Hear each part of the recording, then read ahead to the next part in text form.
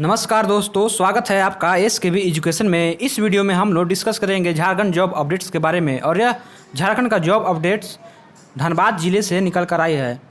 धनबाद में ग्रामीण विकास विभाग के अंतर्गत जिला ग्रामीण विकास अभिकरण कार्यालय से यह वैकेंसी निकल कर आई है। तो क्या क्या इसमें जो डिटेल्स है, क्या सिलेक्शन प्रोसेस है, कितना इसमें सीट है, ये सब के बारे में जानने के लिए इस वीडियो को लास्ट तक देखें।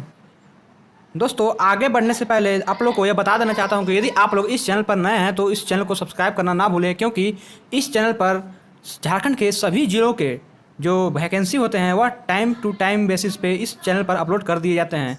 तो आप लोग इस वैकेंसी से नहीं छूट पाइएगा, आप लोग इस वैकेंसी के बारे में जान सकेंगे। और इसके साथ ही झारखंड का जो करंट अफेयर होता है वह भी इस चैनल पर अपलोड कर दिए जाते हैं, वीकली और मंथली।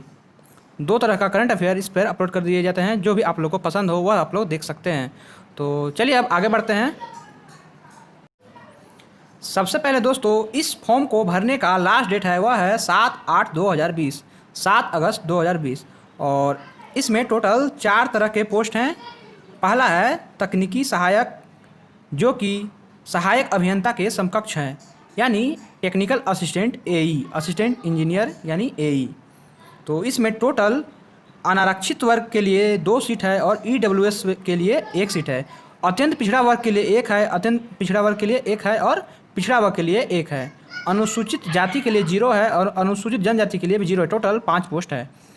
तकनीकी सहायक कनीय अभियंता के समकक्ष यानी टेक्निकल असिस्टेंट जेई का अनारक्षित में टोटल 2 पोस्ट है और ईडब्ल्यूएस का 1 पोस्ट है।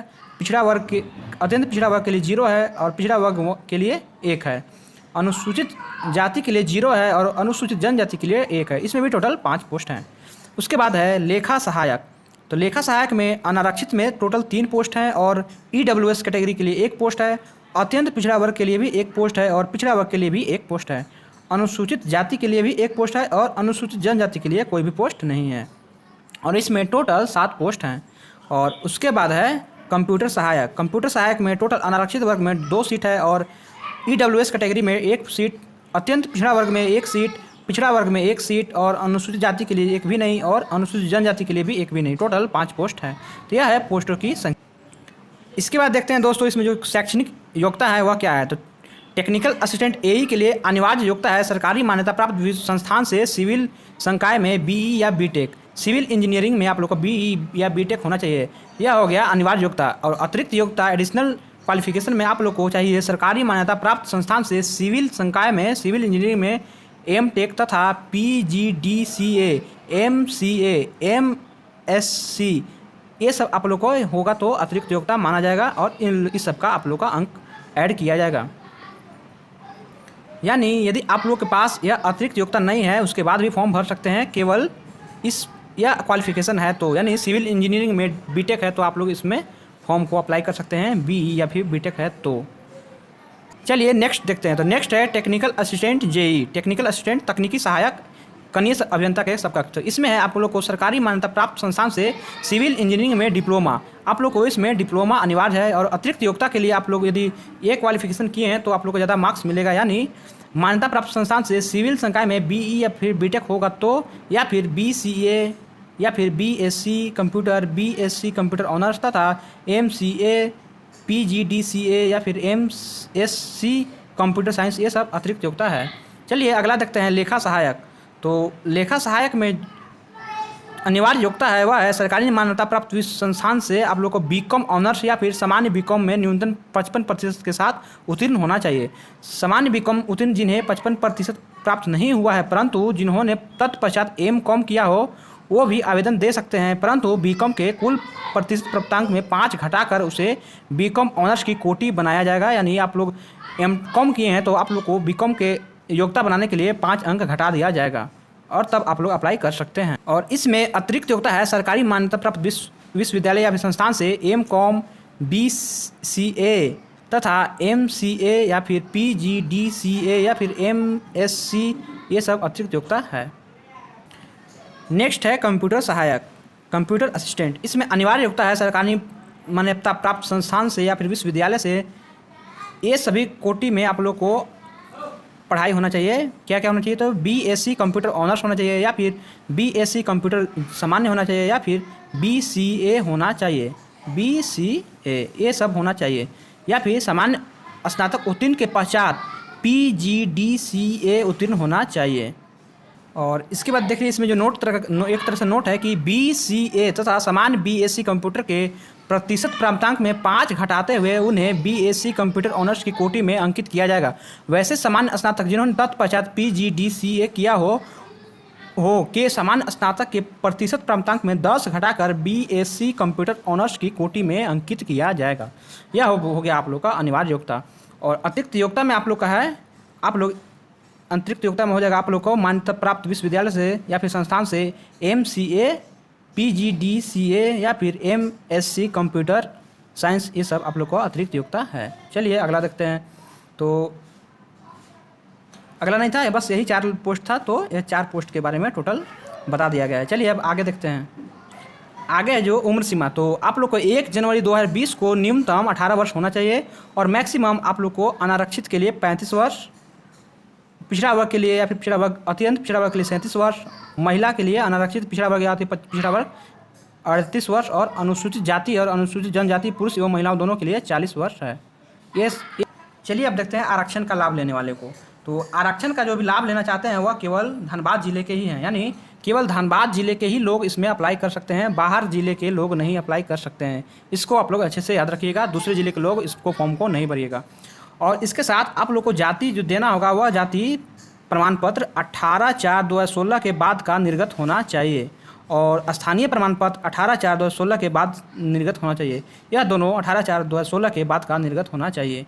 अब आते हैं सैलरी के बारे में। तो सैलरी है टेक्निकल असिस्टेंट यानी तकनीकी सहायक AE का है 19,234 रुपये, ये हो गया पर मंथ के लिए सैलरी। और इसके बाद है तकनीकी सहायक कनीय अभियंता यानी टेक्निकल असिस्टेंट JE, इसका है 17,520 रुपया पर मंथ और यह एक मुश्त संविदा राशि है। और उसके बाद है लेखा सहायक, तो लेखा सहायक में है 10,000 पर मंथ और उसके बाद कंप्यूटर सहायक इसमें भी है 10,000 पर मंथ।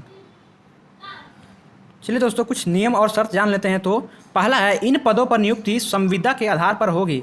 ऐसे नियुक्त व्यक्ति को नियमित रूप से नियुक्त करने का सरकार पर कोई दायित्व नहीं होगा। आप लोग कोई भी फोर्स नहीं कर सकते सरकार को कोई, आप हमको परमानेंट कीजिए। यह एक टेम्प्रोरी संविदा पे आधार पर है, यानी कॉन्ट्रैक्ट बेसिस पे है, यह परमानेंट सरकारी जॉब नहीं है। और सिलेक्शन प्रोसेस के बात किया जाए, नियुक्ति प्रक्रिया के बात किया जाए तो इसमें दिया हुआ है कि अनिवार्य एवं अतिरिक्त शैक्षणिक योग्यताओं के प्राप्तांक प्रतिशत को नियम में वर्णित प्रक्रिया के अनुरूप अंकित करते हुए शैक्षणिक योग्यता का स्कोर निकाला जाएगा। जी हाँ, शैक्षणिक योग्यता का स्कोर निकाला जाएगा। आप लोग को जितना हायर क्वालिफिकेशन होगा प्लस में जितना हायर परसेंटेज होगा उसी के अनुसार आप लोग का अंक निकाला जाएगा। उसके बाद आप लोग को एक प्रोविजनल मेरिट लिस्ट तैयार किया जाएगा और प्रोविजनल जो मेरिट लिस्ट होगा वह प्रत्येक पदों का 10 गुना होगा, 10 गुना।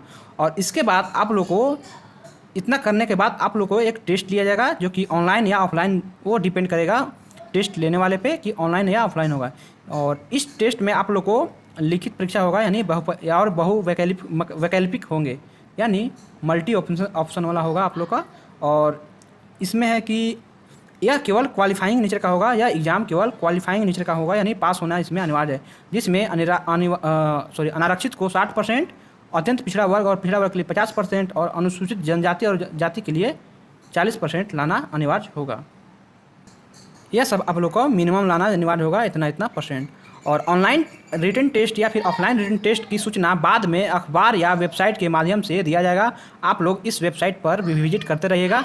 आप लोग को वेबसाइट अभी लास्ट में दिखाएंगे कि यह ऑफिशियल वेबसाइट कहाँ पे है और ऑफिशियल जो एडवर्टाइजमेंट आया है वो कहाँ पे आया है, और इसको ऑनलाइन कैसे करना है वो भी आप लोग को वहाँ पर बताया जाएगा। यह एडवर्टाइजमेंट आप लोग को हमारे टेलीग्राम ग्रुप में मिल जाएगा, जिसका लिंक नीचे डिस्क्रिप्शन बॉक्स में दिया हुआ है। और जो भी इसमें ओवरव्यू था, इम्पोर्टेंट जो बातें थी वह इस वीडियो में डिस्कस कर दिया गया है। बाकी आप लोग इस एडवर्टाइजमेंट को डाउनलोड करके अच्छे से पढ़ लीजिएगा। तो चलिए अब देखते हैं इसको ऑफिशियल वेबसाइट पे कि इसको ऑनलाइन कैसे करना है, इसको ऑनलाइन कैसे करना है और कहाँ से करना है। तो इसको ऑनलाइन करने के लिए आप लोग सबसे पहले गूगल में जाना होगा और यहाँ पे देखिए दोस्तों गूगल पर आ चुके हैं। और गूगल में टाइप करना है आप लोग को dhanbad.nic.in, dhanbad.nic.in, इतना लिखने के बाद सर्च करना है। तो सर्च करने के बाद कुछ इस तरह से ऑप्शन आएगा। यहाँ पे एक मोर का ऑप्शन आएगा राइट साइड में, ऊपर में मोर का ऑप्शन आएगा और इस मोर में क्लिक करने के बाद आप लोग को नोटिस का सेक्शन आएगा, नोटिस आएगा। इस नोटिस पे फिर से क्लिक करना है। तो चलिए नोटिस पे क्लिक करते हैं। अब नोटिस पे क्लिक करने के बाद फिर से एक ओपन होगा जिसमें आप लोग को रिक्रूटमेंट लिखा हुआ होगा। अब इस रिक्रूटमेंट में जाना है। पहले कहाँ जाना था? तो पहले जो ऐसे इस तरह का 3 डॉट था वहाँ पे जाना था। वहाँ पे आप लोग को नोटिस में जाना था और नोटिस में जाने के बाद आप लोग को रिक्रूटमेंट में आप लोग को जाना है। इस रिक्रूटमेंट में आप लोग को चलिए क्लिक करते हैं। तो यहाँ पे देखिए दोस्तों, इस रिक्रूटमेंट में क्लिक करने के बाद इस तरह से आप लोग को पेज खुलेगा। यहाँ पे देखिए इस तरह से खुलेगा। तो इसी में सबसे ऊपर ही मिल जाएगा आप लोग को district rural development agency Dhanbad MNREGA. तो यह मनरेगा की वैकेंसी है। तो यहाँ पे देखिए अप्लाई ऑनलाइन, यह अप्लाई करने का जो लिंक है यहाँ पे है और आप लोग एडवर्टाइजमेंट यहाँ से भी डाउनलोड कर सकते हैं। देखिए यहाँ पे स्टार्ट डेट 29/7/2020 है और एंड डेट है 7/8/2020।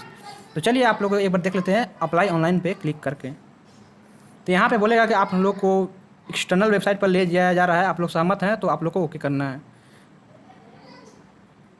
चलिए क्लिक करते हैं। देखिए दोस्तों, क्लिक करने के बाद आप लोगों को कुछ इस तरह से आ जाएगा। यहाँ पे एप्लीकेंट लॉगिन रहेगा, यहाँ पे एडमिन लॉगिन रहेगा। तो आप लोग को यहाँ पे नीचे जाना है और नीचे पे यहाँ पे रहेगा अप्लाई नाउ, इस पर क्लिक करना है। तो चलिए आप क्लिक करते हैं। तो यहाँ पे क्लिक करने के बाद आप लोग को इस तरह से आएगा रजिस्ट्रेशन या फिर login, personal detail, educational detail, experience detail, upload image, print application. पहले आप लोग को यहाँ पे देखिए, पहले आप लोग को रजिस्ट्रेशन करना है। रजिस्ट्रेशन होने के बाद आप लोग को लॉगिन करना है। रजिस्ट्रेशन में आप लोग को आईडी और पासवर्ड मिलेगा, आईडी और पासवर्ड मिलेगा। तो इसके बाद लॉगिन करना है। लॉगिन करने के बाद आपको पर्सनल डिटेल भरना है, उसके बाद एजुकेशनल डिटेल्स भरना है, फिर एक्सपीरियंस होगा तो उसको भरना है। उसके बाद आप लोग को इमेज वगैरह जो अपलोड करना है, फोटो वगैरह, डॉक्यूमेंट्स वगैरह, स्कैन वगैरह, डॉक्यूमेंट का स्कैन कॉपी सब यहाँ पे अपलोड करना है। उसके बाद यहाँ पे लास्ट में प्रिंट एप्लीकेशन करना है।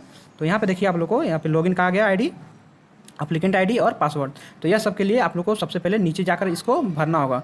रिक्रूटमेंट नेम, आप जो पोस्ट कौन सा भर रहे हैं उसको, applied for, applicant name, date of birth, mobile number, यह सब आप लोग भरिएगा और यहाँ पे ईमेल आईडी। ये सब भरने के बाद आप लोग को आईडी और पासवर्ड मिल जाएगा। तो दोस्तों इसी के साथ यह वीडियो यहीं पे समाप्त होता है। यदि वीडियो अच्छा लगा होगा तो इस वीडियो को लाइक करें तथा शेयर करें और इस चैनल को सब्सक्राइब करें तथा बेल आइकन दबाएं ताकि झारखंड से संबंधित सभी न्यूज़ और अपडेट आपके पास जल्द से जल्द पहुंच सके। तो मिलते हैं अगले वीडियो में। जय हिंद।